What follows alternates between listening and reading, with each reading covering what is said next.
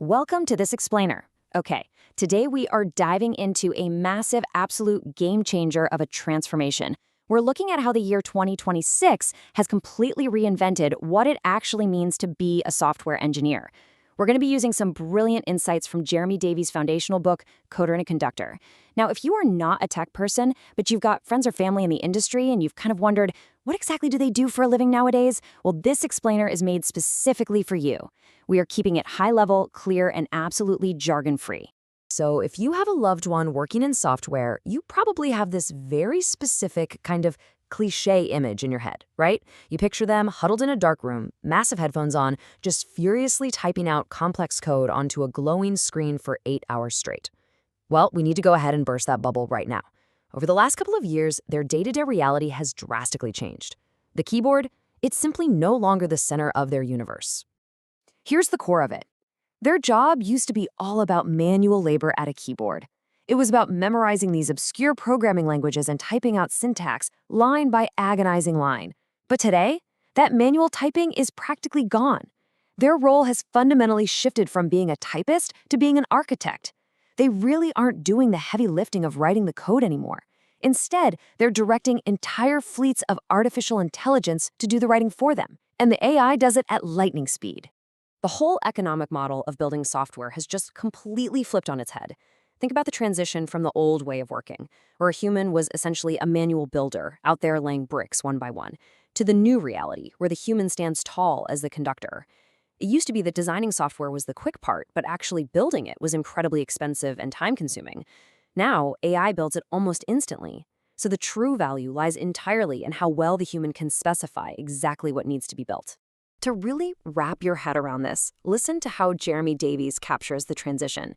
He's got over 30 years of engineering experience, and he uses this absolutely perfect musical metaphor in his book. He says the human specifies the melody, while the AI agents supply the notes. Just think about a conductor for a second. A conductor doesn't sit there trying to play the violin, the cello, and the flute all at the same time. No way. They interpret the vision, they set the tempo, and they guide the orchestra. The musicians, or in this modern case, the AI, bring the technical virtuosity to actually play those notes. Now, Davies calls this brand new era agentic engineering. I know, it sounds a little bit like a fancy corporate buzzword, but the concept is actually beautifully simple. It just means the human provides the high-level goal in plain, everyday English. That's the strategic intent. You just tell the system exactly what you want to achieve and what the boundaries are. Then, these autonomous AI agents take that intent and figure out how to actually build the software. Basically, you manage the expectations and the machine manages the execution. When you look at how the daily work actually gets done now, the human's role has entirely migrated. Traditional development used to rely on human labor, right smack in the middle of the process, doing all the actual coding. But in this new agentic model, humans sit at the absolute edges. We sit at the very beginning to define the intent, and we sit at the very end to validate the final product. That whole middle part, the actual tedious creation, is handled entirely autonomously by AI. Think of the AI like a highly advanced, real-time translator. Back in the old days, if you wanted to order a coffee in Tokyo, you had to spend years learning Japanese syntax and grammar, right? Today, you just write your overarching instructions in plain English, and the AI autonomously translates that into complex, fully functioning computer logic. You don't need to know the foreign language of the computer anymore. You just need to know exactly what you want to say. It used to be that managers would break a project down into these tiny, granular, manual tasks, often called tickets in the industry, and they'd hand them out to developers almost like homework assignments. Well, today, high-level, natural language intent has completely replaced those granular tickets. Multi-agent orchestrators autonomously take your plain English intent and just decompose it into code. That human bottleneck, it's been entirely removed from the middle of the workflow.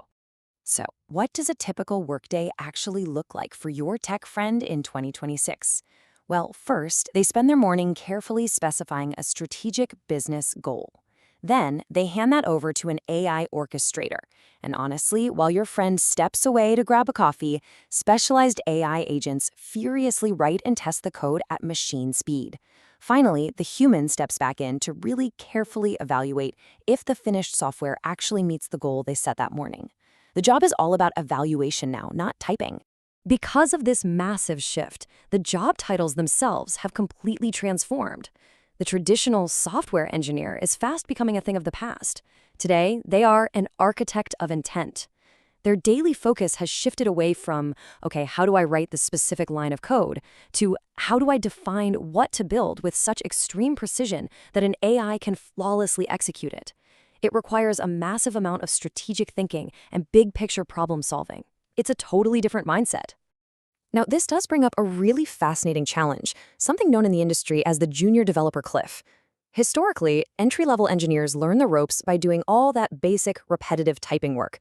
But because AI can now do that entry-level work almost instantly, that traditional junior role is disappearing. Instead, new graduates are entering a sort of modern apprenticeship, where right out of the gate, they have to learn how to guide, instruct, and evaluate these complex AI systems. Whenever we start talking about AI doing the work, people naturally and understandably worry about job losses. But it is absolutely crucial to realize that this is not a story of human replacement. As Davies so perfectly points out in his book, engineers are not being replaced, they are being elevated. This technology simply eliminates the robotic, repetitive tasks humans used to be forced to do. It frees us up to do the creative, strategic, and big picture thinking that machines simply cannot replicate. We definitely have to draw a clear line, though, between what casual users do and what these professionals do. You might have played around with a chatbot at home, thrown a random prompt at it, and just hoped for a good result. The industry jokingly calls that vibe coding. But a professional 2026 engineer practices rigorous agentic engineering.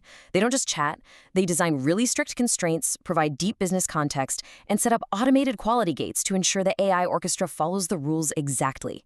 So why does Davies' book, Coder to Conductor, matter so much to those of us outside the tech bubble? Because it finally gives us a clear, understandable explanation of what our loved ones actually do all day. It proves that the keyboard is no longer the center of their universe. And most importantly, it shows that human imagination, rather than typing speed, is the true engine of modern software development.